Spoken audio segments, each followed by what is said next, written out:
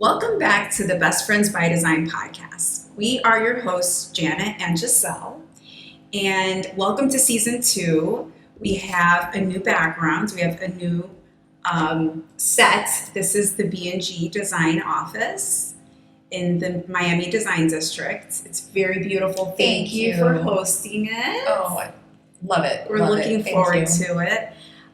So today we want to talk to you about embracing your seasons. So meaning seasons, there's many seasons in life that we go through in personal growth, in career, making career shifts, and in relationships. So let's start talking about personal growth because that's like the main, right? The main transformative journey that we all go through. What do you think was your most transformative, decade for you? Decade for me, I want to say 40s. You know, I got married at 39, started my business at 40. So it was just change after change. It was just like, wow, like evolution. And it just this kept going. What do you think was the difference between, let's say, your 40s and your 30s? Responsibility. I would say, the level of responsibility got higher, obviously, because there was more that I was doing. And just, realizing that you're getting older, and the time, time is our most precious currency, right? The time got shorter. The days were faster. The years were moving like this so much quicker than they were in my 30s. In my 30s, I felt like I had all this time in the world. In my 20s, even more time. And then I don't know if you felt that too, but I feel like time is just moving so fast. And then you have this feeling of, I have so much I need to accomplish. I need to hurry up. Yeah. So it was like a sense of urgency, but excitement too, because I'm not old enough, but I'm not that young either. So it's kind of like you're at the stage where you need to start showing up, really showing the world what you got and yourself, I think that also observing you, and I think even myself, I think too, when you're closer to 40 or 40, there's something that happens to us. I think it's like you become a little bit braver because you're like, it's now or never. Yeah. Kind of thing. And I agree about the timeline. You also feel that sense, I need to accomplish X, Y, Z. And I think for everybody it looks differently. I know it looked very differently for you and your path than it did for me. I know when I was in my 20s and 30s, I was bringing up a family. So I felt like it was such a hard thing being a mom and owning a business and managing everything. And I recently had this conversation with a fellow mom who has a toddler, and she's in her early 40s. And I said to her, I go, in a very honest way, it was so hard to feel like you were winning at both because you put all this effort into being a parent. And, there's so much responsibility that comes into doing that, their homework and picking them up and school events and all of that. And then you have the responsibility of work and you're a new business and you're trying to build something, and it's hard to feel like you're giving 100% to both. And sometimes, there's times that I felt like a failure either at my work or as a parent. And I was very emotional because it was so important for me to be great at both. And I think people thought that I managed it quite well, but there was times I would cry in the car, and the kids were toddlers, and I felt like I wasn't winning there. Right, because how do you balance both? How are you great at both things? It's hard, and it's challenging, and especially in today's world that we're living in, and especially in a city where maybe you don't always have the family around to help you with bringing up your kids. I always said it takes a village. I mean, help. There's times you help me. I had, my cousin working with me that she would help me pick up the kids if I was in the middle of a meeting. It was Like it was really a whole community effort to make this happen when you're a business owner. And then I think for the women who want to have a career and like let's say they don't choose not to have a child, I think society puts a lot of pressure on them as well to feel like you're not complete unless your life looks a certain way or you've accomplished a certain thing. And I think that that's so wrong, and you're proof of that. Yeah, definitely. It's not having a child is not something that was in your cards necessarily. Or I just didn't feel like it was something that was going to necessarily complete me. Exactly. So, but I mean, there's so many other things that people can strive for. Exactly. And it may not be being a parent, Yeah. and maybe, just living a certain type of lifestyle, having a certain life, having freedom, independence, being able, like, I love the idea that I can just pack up and go. Like, Yeah. I can travel if I want to, even though I don't have time to travel because Yeah. I'm always working. But if I wanted to, maybe go work remotely somewhere else in another country for a month, I don't have the child to tie me down or the Yeah. family that I have to know, the school and the this and that, So I love having my independence and my freedom to be able to do, whatever I want to at any given moment. Mhm. Whereas someone else may not value that. Exactly. That might not be what they want, That person, their future looks different, They think, okay, like when I'm older, I want my children to take care of me. I want to have, big holidays with like big families, I came from a small family. So for me, that wasn't like paramount, to have like all these like people and Yeah. children and kids everywhere. Like we didn't really have that. It's like we have more adults Yeah. in my family than children. And it's my niece, I think, and like we have cousins that are in Chicago, but our holidays look very different. Yeah. At the end of the day, I think it's like, as women, we need to support whatever choices we make. Yeah. And that happiness looks very different for everybody. It's such an individual journey.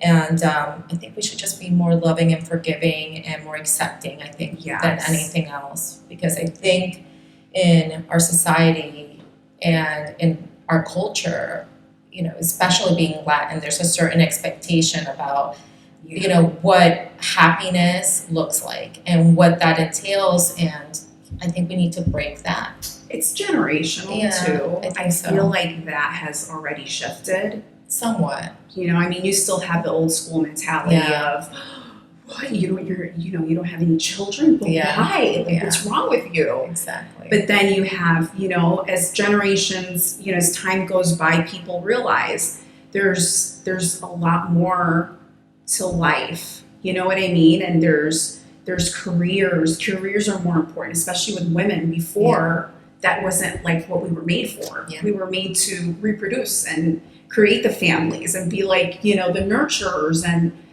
now women are more independent. Sometimes they make even more money than their husbands do. Now there's Exactly. husbands that are stay-at-home dads. Absolutely. And hey, So it's a shift, but I have to say the best thing about 40s is not giving a shit what anybody thinks about you. amen to that. I love that. That was for me like the one thing that I could say is so worth looking forward to. Yeah.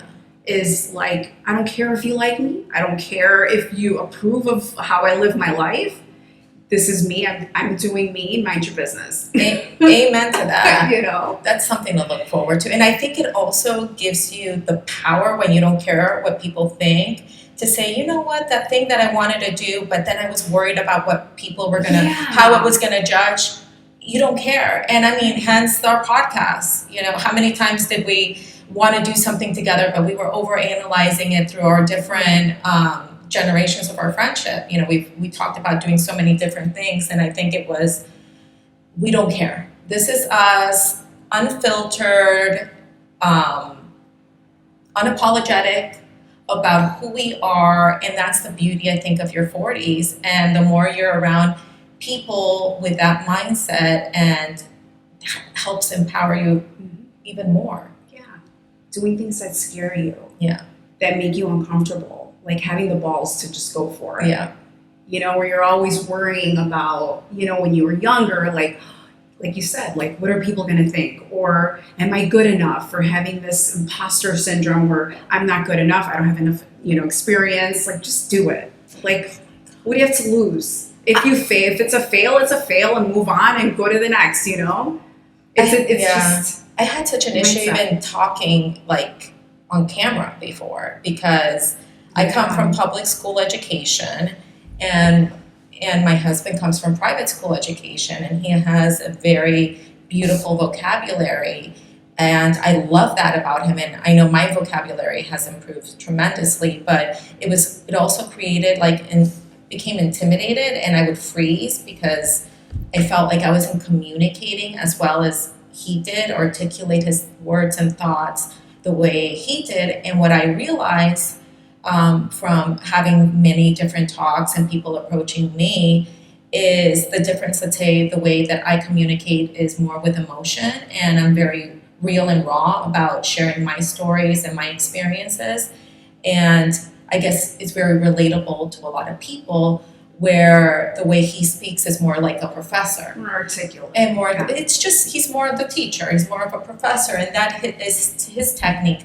But I had to find my own way, and that comes with time, and also with practice, and watching yourself on video and on camera, and listening to yourself and saying, okay, what is it that I like about how I speak, and how can I continue to improve to become a better communicator? And that was really important to me, because I really want to continue to improve that, and that's something that I'm very critical about myself. And there's no right or wrong either. No. You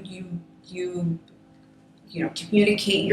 Everybody has a different communication style. Yeah. You know, and I get you. Yeah. You know, I have no problem understanding you.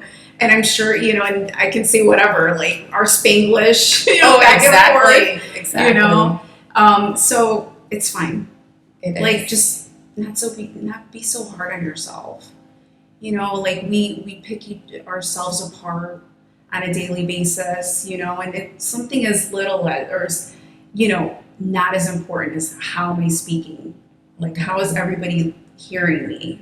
How am I communicating? Mm-hmm. You know, just be gentle with yourself, you know. Well, and I think it's also important to be gentle of the memory of who you were as a child, like embracing the inner, child, the Janet child, or, you know, your teens and your 20s, because I think when we look at our past, sometimes we could be hard and say, damn, I should have done this different, or be critical about the way we looked or the relationships we have, and we might be like, why did I do this? But that's part of the growth that we need to go through. We learn through I don't believe they're even mistakes. I think it's through our life's process.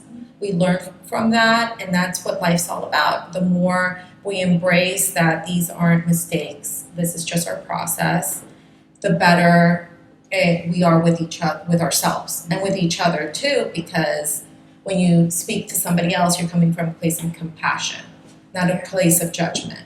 Yeah, and that comes with embracing the seasons of personal growth, and I don't think that ever ends. Absolutely I think it just keeps evolving. You know, you go from one to the next. It's a transition. You know, and I also think right now in this world that we're living, I love the fact that it's become so mainstream. All of the things that wasn't mainstream when I was discovering, like Chinese medicine and acupuncture and meditation and all this more spiritual things that we do, these more grounding things where, you know, I remember when I would first start doing, you know, the essential oils and all of that, it was like kind of ridiculed. And now, like it was woo-woo, like that's so weird or whatever. like you're burning sage, you're a witch. Exactly. You know, Palo Santo, like But this is santeria. No, it's not actually. Exactly. And I love getting, like, now I I got invited to go to one of these retreats, and I'm dying to go because I want to embrace and I want to learn more about really slowing it down in this fast-paced world, slowing myself down and continuing to learn and embrace different things. You know, I'm dying to do ayahuasca. Yeah, I know.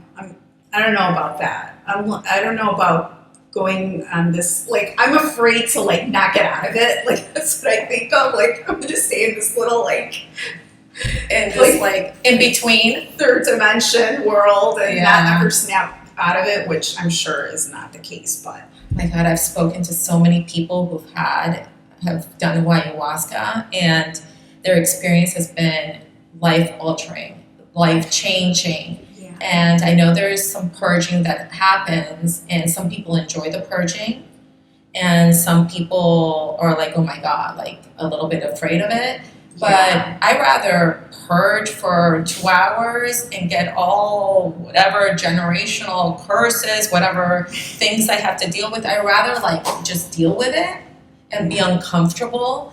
And if I could come out of it better and more enlightened, I'm not afraid of it. Yeah.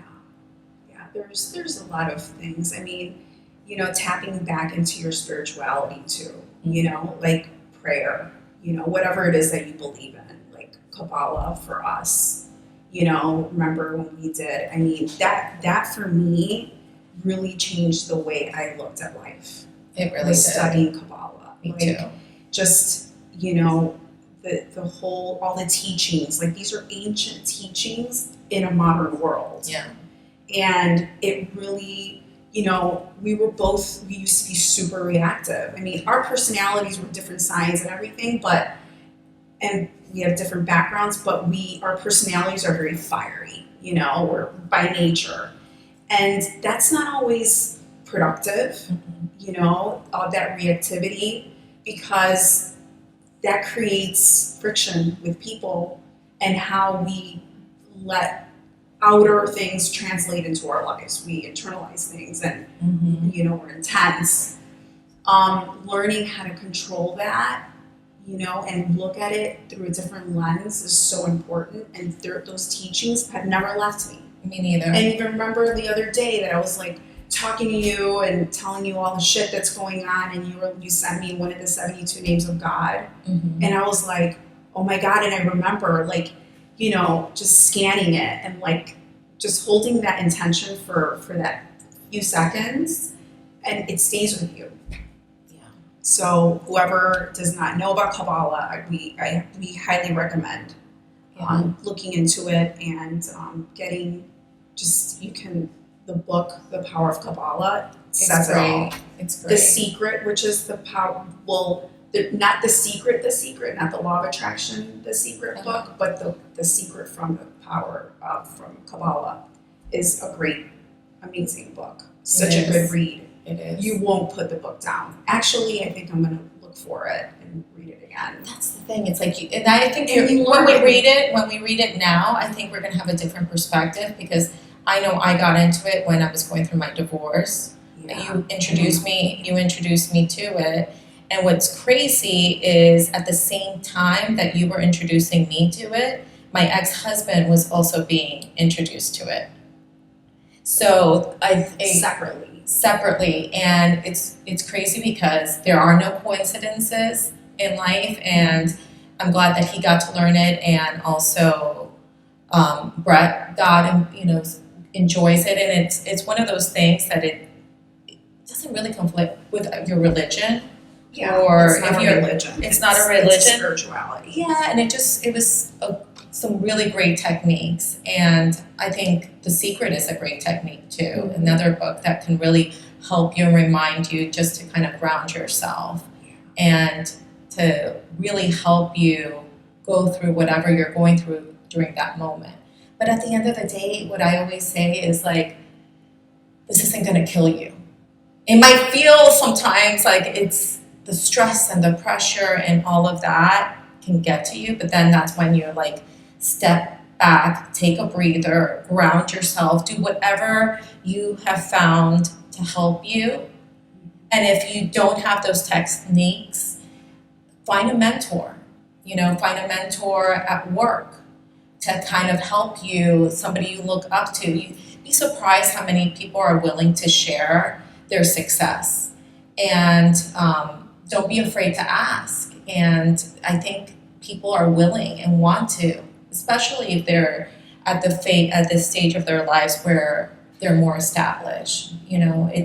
It's a way of giving willing back to share. and willing to share. Yeah. So I think find those mentors, look for help. There's so much help out there, whether it's individual therapy, group therapy. To me, Yeah. I find it very useful. Our yoga that we do. That helps me To me, tremendously. The days that I don't go to yoga, or the weeks I don't go to yoga, I find that like my stress level Yeah. is at another rate. Yeah, I need it. It's like now part of my routine. Is It there, just helps me. It keeps me grounded. when you're like fully stressed out, what is something that you do that you find helps you?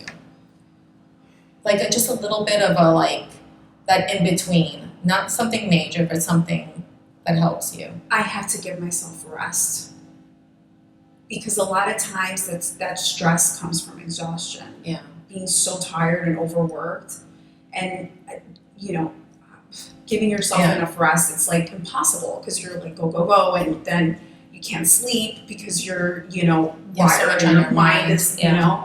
but you have to give yourself that time. Like yoga, that also helps me so much, and listening to just positive podcasts. Like there's a podcaster that I love. He's also a YouTuber. His name is Hindsight. I don't know if I ever turned you on No, to you him. haven't. I love that guy. But it's like little nuggets of wisdom, and they're really short. But if you look him up, he's like amazing. He's like a Rasta, and he has like all of these like really cool, his life is very interesting, but the way he picks things apart is just so uplifting and positive, and there's messaging behind everything, and just listening to things like that, Yeah. or even sometimes, it helps. All the success stories, listening to other people's success stories, these big successful people weren't always like that. No. They had really shitty moments too. They had really hard seasons in their lives. They didn't just appear like that successful. It's good sometimes to hear their journeys and realize, right now this may be a hard season for me, but there's something on the other side of it. Mm-hmm. It just helps kind of remind you, don't be so hard on yourself. I like sometimes hearing the fact that Vera Wang, I think she didn't become successful in her career till I think it was in her 50s or something like that. When I hear people that tried so many different things and it didn't work till it were their 40s or 50s or 60s, it's like there isn't a timeline. And I think society has put a timeline that we feel that we have to go by to accomplish certain things. And that can be, in your later years. It doesn't necessarily have to succeed. Success doesn't necessarily have to happen in your 20s or 30s. It could happen later. And I agree. I like Joe Dispenza too. Mm-hmm. I like listening to him. I like his meditations. And I find that when I'm stressed out, I'll put it on. Yeah. And I'll make sure to get back on track with meditating more often. And I find that really helps me. He has a manifestation. He does. The 21 day or something. Yeah. Mm-hmm. Yeah. And what's interesting is I think what appeals to me about Kabbalah is very similar that what appeals to me about Joe Dispenza, which is that merger of science mm-hmm. and spirituality. And he breaks it down like that. He explains how the brain works and why meditation works and how you could heal your body by meditation, putting your energy. And he has scientific proof because he uses all these tools. And I think that's very appealing to me with somebody that is very logical. that feeds my logic and still feeds my spirituality as well. Yeah. And meditation doesn't necessarily have to be, a lot of people think it's like, I have to sit in the dark for 30 minutes and close my eyes and like, think of positive thoughts. But no, I mean, meditation is what you get out of it. Even if it's, on your drive to work in the morning and just in silence, turn off the radio and just like focus on your thoughts. Like set the intention. What kind of day do you want to have? What are your, check in with yourself. How are you feeling? Yeah. What feels off? Yeah. Who do you miss? Who do you need to speak to? Who do you want to talk to? Whose voice do you want to listen to? And I find too that the things that I used to do to give me like instant gratification, like whether it was drinking or shopping, because there is an endorphin that comes. It's like a proven thing. Sure. There's an endorphin that you rush placing an order and doing that. And for a long time, I know that I was using like retail therapy to kind of help me give me those. There's a reason why they call it therapy. Exactly. To give you those little highs. But I was like, oh my God, I just feel so frivolous and so empty. Whatever I bought gives me a short fulfillment. It doesn't give me a long-term fulfillment. It's momentarily. So that's part of like, I realized that the same things like I love sweets.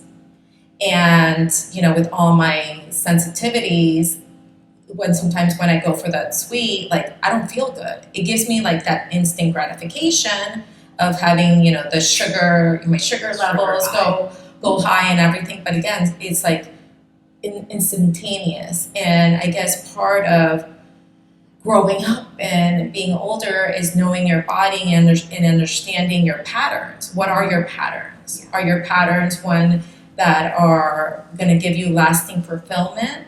Or are they patterns that are going to give you just that high? Exactly. And I know for me, it's something that I'm very aware of now. And I try to, obviously, I love my retail therapy, but I'm trying to find things. We're not saying it's bad. But I think anything in extremes is it's too much. I just try to be more mindful on even how I spend my money because it takes me I work really hard to make $1, and now I'm thinking, okay, really, do I need this? Do I really need this? Yeah, or why do I need this right now? Is it to make up for something that's missing? Is it fulfilling a lack, or is it really need? Exactly. It's knowing what that is. Exactly. So I think that as we get older, we get to know ourselves better, and we try to make good choices, hopefully. And we try to evolve as human beings. And I think that's the key of going through every season is like understanding, learning to ask for help. One of the beautiful things of our prior generations was that there was a certain respect for your elders. And they were people you put on a pedestal. And they were your storytellers. They were the ones who, before there was computers and all of that, they were the ones who passed down their wisdom to their people. Mm-hmm. And I think in our society, elder people are thrown away. They're not valued. They're not well respected. And part of what I love to do is speak to the people that are more established, and the amount of wisdom they have to share. It's like, wow, yeah. Let's go back to that. Let's, there's a lot of beautiful things in traditions that I think we don't need to throw that away, even as we evolve as human beings, and even as we become more acceptant about, different ways of doing things. There are some beautiful traditional things. I do believe in eating together as a family. I believe in the value of that and what it does, bringing everybody together with no cell phones or anything like that. I do believe in prayer. And I pray for my children and my friends and everybody all the time. So going back to those traditions too, there's something beautiful about that. Yeah. So let's talk about career shifts. embracing that season or seasons, because obviously you start your business, but you get to a point where you want to take it somewhere else. So you have the first season is the building season and the research season and, Right. and getting your feet on the ground, and then you're steady, and then once you feel comfortable there, now you're there's always going to be challenges along the way, but then you want to catapult to the next level, and that's hard. It is hard. It's hard and it's painful, it's emotional, it's it's a lot of work. I mean, I'm going through that right now. I'm exhausted. It's been like such a hard, I feel like this year has been like nonstop. Yeah. I've had like no rest. And it's October now, and I'm feeling it. I'm feeling it. Yeah. And I mean, in a good way. I have my design office, and my team is growing. Like, there's great things happening, but with that also comes a lot of pressure. It is, I want like the quality of my jobs now, or my projects are getting better and bigger, and with that comes, those are great things, but it's not something that's just it just can live on its own. I mean, I've been watching. I mean, this year you opened up your company. I mean, you opened up your office space, your design office, which is so much work. Yeah. And it's financially, it's a big investment. Yeah. You've built your team. Of course, you're exhausted. Yeah. In order to level up, you have to put the work. It's not going to happen by itself, and you know that. Yeah. So I think that right now you're going through that phase, and I'm going through the same phase too, because we're building a whole new company with partners and everything. So I'm exhausted because it's like running two businesses. So I think we're both going through this phase where we're building our companies to level up, and there is a certain amount of exhaustion, and we're tired.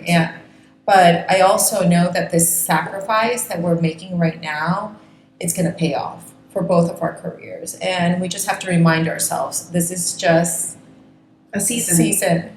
Right, this is this season, and the next season we're going to be like, there's a Spanish thing where it's like you pick up all the seeds, Mm-hmm. like of your labor. I'm trying to like translate it into English. Mm-hmm.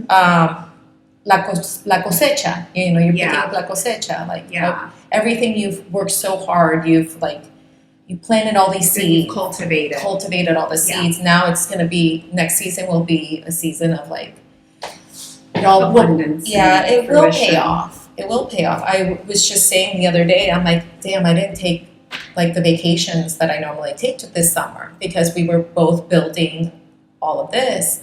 And of course, I love traveling, and it's my medicine. exactly, it is. It's our inspiration, our medicine, and everything. But I am certain that it's going to pay off, and we just have to remind ourselves that we're just at this stage of building again. It's funny how like there's seasons where everything is just like in alignment. Does that ever happen to you? I'm sure it does, where everything's like, all the puzzle pieces are falling into place. Everything's just, you're like winning across the board. It's like one win after the next. And then you have this season where it's like roadblock after roadblock. And you're just like, and sometimes you have to embrace that resistance. Because a lot of times the universe, there's resistance for a reason. It's either to teach you something, or maybe what you think is meant for you isn't. Exactly. And, there's a higher plan or a better plan for you. And there's that resistance because you're trying to fight it. Sometimes you just have to let it flow. I know that there's been things that I've wanted in our career that if I would have gotten it, it would have really disturbed what we have going on right now. And I remember at the time being so disappointed about not getting, this opportunity. Mm-hmm. And now I have a clear understanding why that was in my cards at that time and at that moment. Mm-hmm. Because what's in store for us is so much bigger than that. And we don't even know most of the time. Exactly. Like really what's in store. store. I think that comes with faith. The faith that we number one, we have to have faith in all the work that we're putting into all of this. We talk about, vision boards and what we want our vision of our lives to be. Well, sometimes that changes, and I always ask God, give me what's good for me, not necessarily what I want, because we don't have the foresight to see the full picture, because there's so many other things in play when we want something, right? And we're envisioning in our lives. Our families are in play, our relationships are in play, because everything is intertwined with decisions that we make, for our careers. So I've learned that whatever decision I make, I have to make sure that it's in line, that it's not going to hurt my relationship with my husband, that's not going to hurt my relationship with my children or my friends. Because at the end of the day, as much as I love my career and I get such joy out of it, I'm here. What the most important thing for me is my family and my friends. So sometimes in the hustle and bustle of our careers, I feel like sometimes we could be out of line with that.